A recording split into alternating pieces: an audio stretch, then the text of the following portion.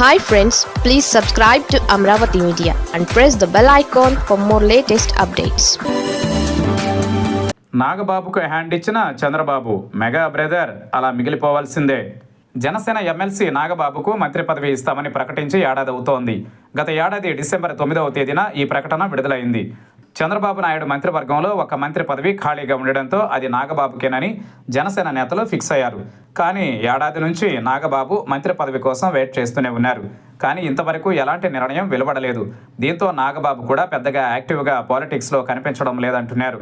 నాగబాబుకు మంత్రి పదవి దక్కుతుందని ఇటు ముఖ్యమంత్రి చంద్రబాబు నాయుడు, అటు పవన్ కళ్యాణ్ కూడా ప్రకటించారు. మీడియా సమావేశంలోనే వారు వివరించారు. కానీ ఏడాది గడుస్తున్నా నాగబాబుకు మంత్రి పదవి దక్కకపోవడానికి కారణం పవన్ కళ్యాణ్ మాత్రమేనని చెబుతున్నారు. నాగబాబుకు మంత్రి పదవిపై పవన్ కళ్యాణ్ క్లారిటీ కూడా ఇచ్చారు. తానే మంత్రి పదవిపై నిర్ణయం తీసుకోవాల్సి ఉందని చెప్పారు. నాగబాబుకు మంత్రి పదవి ఇచ్చే విషయంపై ఇప్పటి వరకు చర్చ అంటూ ఏమీ జరగలేదని తెలిపారు. చంద్రబాబు నాయుడు తీసుకోవాల్సిన నిర్ణయం తీసుకున్నారని, కానీ తాను మాత్రమే దీనిపై ఆలోచిస్తున్నానని చెప్పడంతో పవన్ కళ్యాణ్ నిర్ణయం వల్లనే నాగబాబుకు మంత్రి పదవి ఆగిందని అనుకోవాలి. ఆగస్టులో ఉండవచ్చని పవన్ కళ్యాణ్ అప్పుడే చెప్పినా ఆగస్టు ముగిసి 4 నెలలవుతున్నా ఇంకా కార్యరూపం దాల్చలేదు. ఇక నాగబాబుకు మంత్రి పదవి దక్కే అవకాశం కనిపించడం లేదు.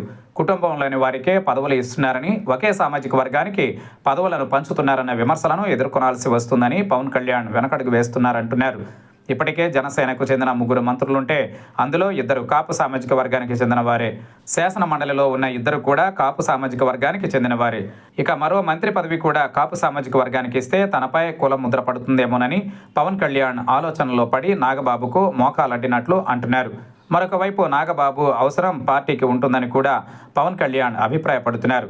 అందుకే నాగబాబు ఎమ్మెల్సీతో సరిపెట్టుకోవాల్సిందేనని జనసేన వర్గాలే చెబుతున్నాయి.